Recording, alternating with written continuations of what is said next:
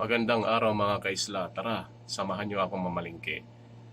So, nagpunta ako dito sa Bengali Market kung saan napakaraming mabibili. Napakaraming tao. Mura lang ang bilihin dito, guys. So, makikita mo, napakasariwa ng mga gulay. Ayan. Sa halo-halo dito yung mga namimili, mga Indiano, Bangladesh, Nepal, Pilipino. Ayan, may manok pa. Yung manok na yan is 10 real isan yan. Napakarami po nitong nagbibinta. Every Friday lang po ang kanilang pagbibinta dyan. Kaya dinadag sa ng mga mamimili kasi yun ang araw na walang pasok dito sa Kingdom of Saudi Arabia. So lakad lang tayo doon.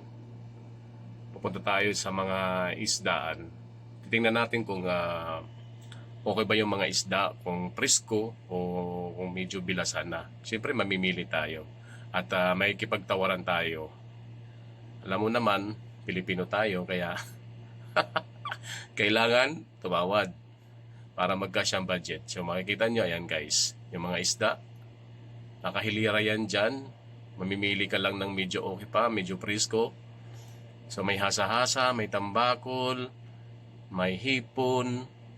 So makikita mo talaga na maraming isda at mamimili ka rin kung medyo okay pa, kung sariwa o hindi.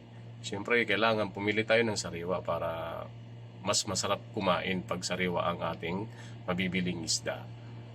So ayan, napakaraming tao. So ayan si Kabayan, namimili po siya. Ako, nakabili ako ng hasa-hasa, 1 kilo lang. Medyo presko naman yung hasa-hasa, kaya pag uwi ko ay gagawin ko siyang daing. So mga kabayan, napakaraming tao at hanggang dito na lang. Salamat sa panonood.